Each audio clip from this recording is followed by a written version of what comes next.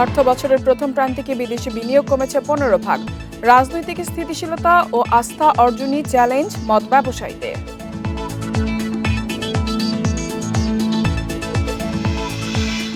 বাজারে সংকট বেড়েছে বোতলজাত সয়াবিন তেলের। কোম্পানিকে দায় পাইকারীদের, সিন্ডিকেটকে দুষছেন ক্রেতারা।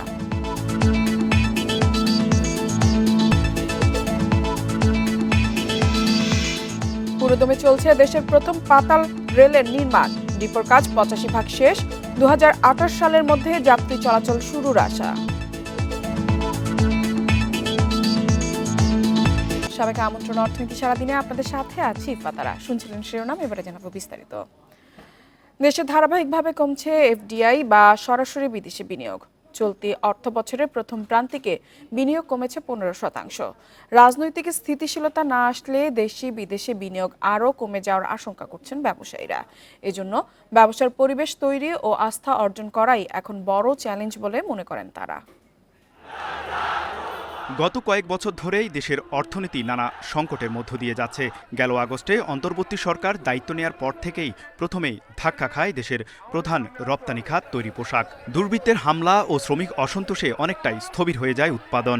এমন পরিস্থিতিতে বিনিয়োগে স্থবিরতার আশঙ্কা করছেন সরকারের নীতি নির্ধারকরা। বিনিয়োগের একটা স্থবিরতা চলছে, অস্থিরতার কারণে, অনিশ্চয়তার কারণে, রাজনৈতিক অনিশ্চয়তার কারণে। ভাটা পড়েছে বিদেশি বিনিয়োগেও। চলতি অর্থবছরের জুলাই সেপ্টেম্বরে নিট এফডিআই বা সরাসরি বিদেশি বিনিয়োগ এসেছে $30 কোটি। গত অর্থবছরের একই সময়ে যা ছিল $35 কোটি 30 লাখ, অর্থাৎ 3 মাসে এফডিআই কমেছে 15%। নতুন বিনিয়োগ আসবে না এই মুহূর্তে 3 মাসে, কারণ সবাই তো চিন্তা করবে এটা কি হচ্ছে বাংলাদেশের পলিসিগত কি চেঞ্জ হবে, নতুন সরকার আসলে ওটা থাকবে কি থাকবে না, তো ওই আনসার্টিনিটি থাকবে। ইমিডিয়েটলি সমস্ত পরিবর্তন হবে না।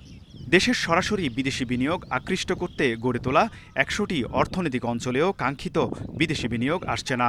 ব্যবসায়ীরা বলছেন, সেবার পরিধি বাড়ানো এবং অবকাঠামোগত উন্নয়ন নিশ্চিত করা না গেলে কাঙ্ক্ষিত বিনিয়োগ আসবে না। ওর তো প্রফিট করবার টাকা নিয়েও যেতে হবে, তো ওর ওই কনফিডেন্সটা প্রয়োজন।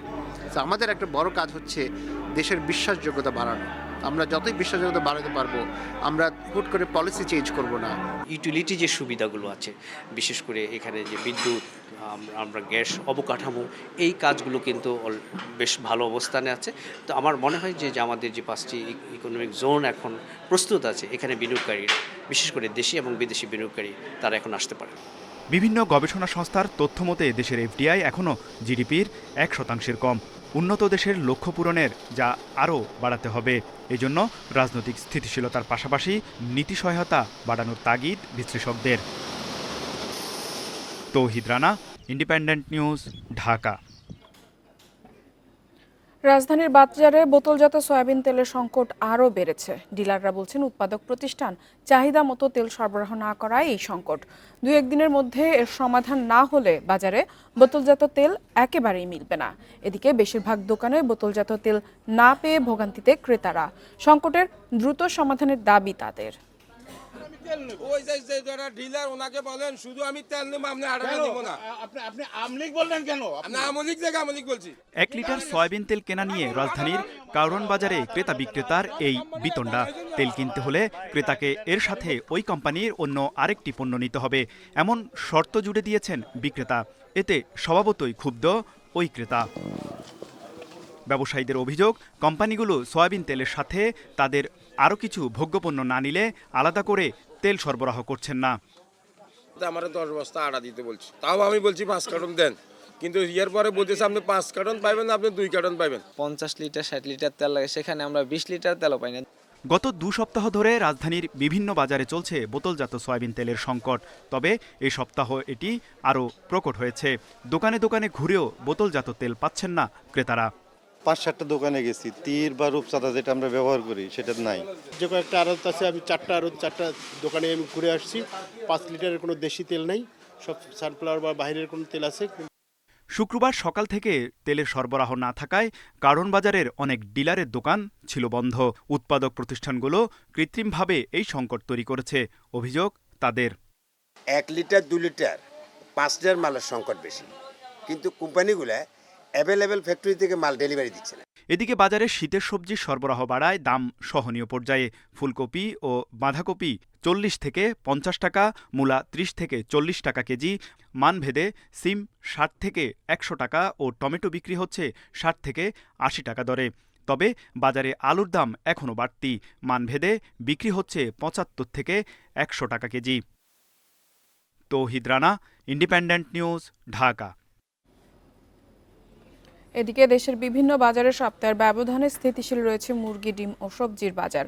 তবে এখনো বাড়তি আলু, পেঁয়াজ, তেল ও মাছের দাম। সকালে বগুড়া বিভিন্ন বাজারে দেখা যায় সবজির পর্যাপ্ত সরবরাহ রয়েছে। প্রতি কেজি ফুলকপি 50 টাকা, বাঁধাকপি 60 টাকা, সিম 120, বেগুন 60 থেকে 80 টাকা দরে বিক্রি হচ্ছে। তবে এখনো বাড়তি আলুর দাম। পুরনো আলু কেজি 80 টাকা ও নতুন আলু 120 থেকে 140 টাকা কেজিতে বিক্রি হচ্ছে। দেশি পেঁয়াজ 120 টাকা ও বিদেশি পেঁয়াজ 80 টাকায় বিক্রি হয়েছে। এদিকে বরিশালে কেজিতে 20 থেকে 30 টাকা বেড়েছে মাছের দাম। গত সপ্তাহে শুরু হওয়া তেলের সংকট স্বাভাবিক হয়নি, মিলছে না বোতলজাত সয়াবিন তেল। বাজারে নিয়মিত তদারকির দাবি এলাকাবাসীর। সিন্ডিকেটটা ভাঙতে পারলো না এবং গরিবের জন্য বা মধ্যবিত্ত পরিবারের জন্য খুবই খারাপ। আগের রেটকেও ছাড়াই গেছে, বাজারের যে পরিস্থিতি আগের যে দাম ছিল তাও ছাড়াই গেছে। আলু 80 টাকা কেজি, দাম তো কমছে না। এর আগে কিনেছিলাম 70, এর আগের সপ্তাহে, আজকে 80 টাকা কেজি। যে আশপাশ আরও বাজার আছে ওগুলা থেকে 10-20 টাকা বেশি না। এই জন্য আসলে সরকারের যে ভোক্তাধিকার এগুলোর পক্ষ থেকে বা বেসরকারি কোনো সংস্থা এগুলো মনিটরিং করা অত্যাবশ্যক জরুরি। আলু আমদানিতে শুল্ক রেয়াতের মেয়াদ বাড়ানো হচ্ছে। ট্রেড অ্যান্ড ট্যারিফ কমিশনের সুপারিশের প্রেক্ষিতে বৃহস্পতিবার বাণিজ্য মন্ত্রণালয়ে এক বৈঠকে এই সিদ্ধান্ত হয়েছে। জানা গেছে, এনবিআরকে 2025 সালের 31 জানুয়ারি পর্যন্ত আলু আমদানিতে শুল্ক রেয়াত সুবিধা বহাল রাখতে বলা হবে। এনবিআর 4 সেপ্টেম্বর আলু আমদানিতে শুল্ক রেয়াত সুবিধার প্রজ্ঞাপন জারি করে, যার মেয়াদ শেষ হয় গত 30 নভেম্বর। আলু আমদানিতে 25% আমদানি শুল্ক ছিল, কমিয়ে তা 15% করা হয়। একই সঙ্গে আলু আমদানিতে যে 3% নিয়ন্ত্রণমূলক শুল্ক ছিল তাও সম্পূর্ণ প্রত্যাহার করা হয়। এখন আবার আলুতে আমদানিতে শুল্ক রেয়াতের মেয়াদ বাড়ানো দরকার বলে মনে করছে বাণিজ্য মন্ত্রণালয়।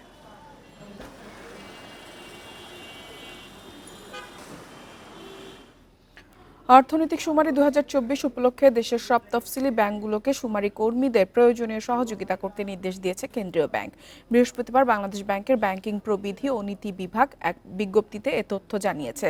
এতে বলা হয়, অর্থনৈতিক শুমারি 2024-এর তথ্য সংগ্রহ কার্যক্রম 10 থেকে 26 ডিসেম্বর অনুষ্ঠিত হবে। এই কার্যক্রম দেশের সব অর্থনৈতিক ইউনিটের পরিচিতি, অর্থনৈতিক কার্যাবলী, জনবল সম্পদ এবং ইউনিটের মৌলিক সুযোগ সুবিধা সম্পর্কিত তথ্য উপাত্ত সংগ্রহ করা হবে।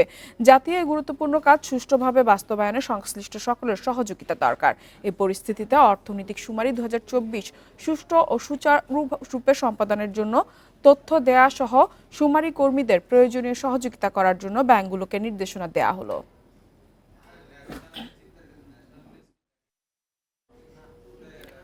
পুরোদমে এগিয়ে চলছে দেশের প্রথম পাতাল মেট্রো রেলের নির্মাণ কাজ। ইতিমধ্যে বিমানবন্দর থেকে কমলাপুর পর্যন্ত এই রুটের ডিপো নির্মাণ কাজ শেষ হয়েছে 85%।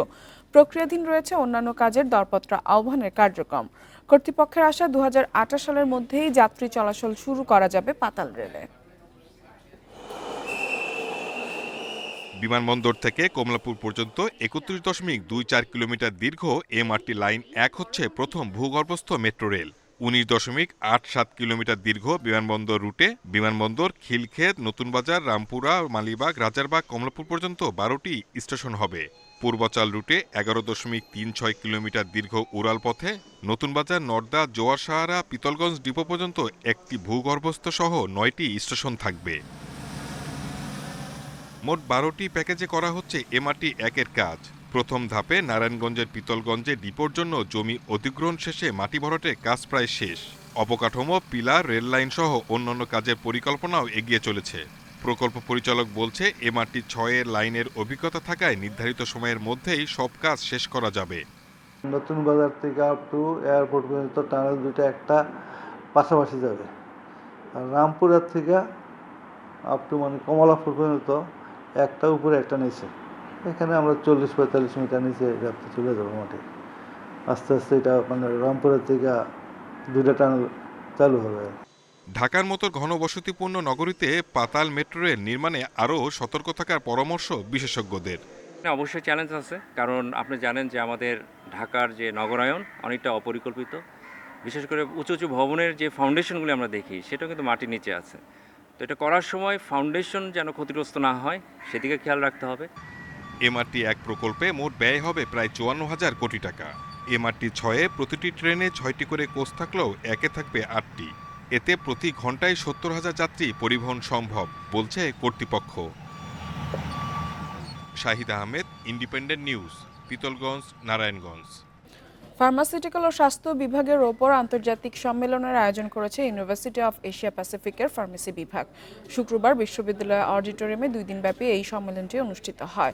সম্মেলনে জাপান, যুক্তরাষ্ট্র, চীন সহ বিশ্বের 10টি দেশের গবেষক, চিকিৎসকরা অংশগ্রহণ করেন। অনুষ্ঠানে 9টি গুরুত্বপূর্ণ বিষয়ের উপর আলোচনা হয়। এর মধ্যে বায়োটেকনোলজি, সংক্রমণ রোগ, ক্যান্সার গবেষণা উল্লেখযোগ্য। উন্নয়নের জন্য ফার্মাসিউটিক্যাল এবং স্বাস্থ্য বিজ্ঞানের অগ্রগতির শীর্ষক এই সম্মেলনের উদ্বোধনী অনুষ্ঠানের প্রধান অতিথি ছিলেন স্বাস্থ্য ও পরিবার কল্যাণ মন্ত্রণালয়ের স্বাস্থ্যসেবা বিভাগের সচিব মোহাম্মদ সাইদুর রহমান।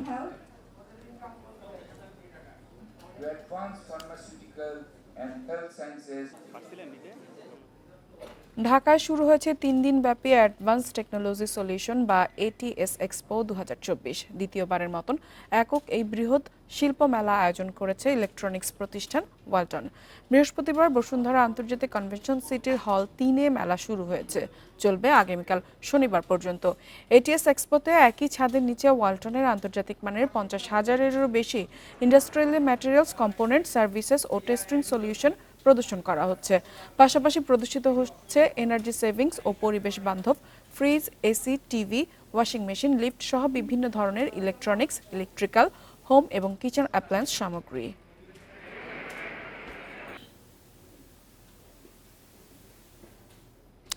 আর এই ছিল অর্থনীতি সারাদিনের আজকের আয়োজনে। ইন্ডিপেন্ডেন্ট টেলিভিশনের সব খবর আরও জানতে চোখ রাখুন ফেসবুক, ইউটিউব এবং এক্সে। আমন্ত্রণ আমাদের পরবর্তী সংবাদে।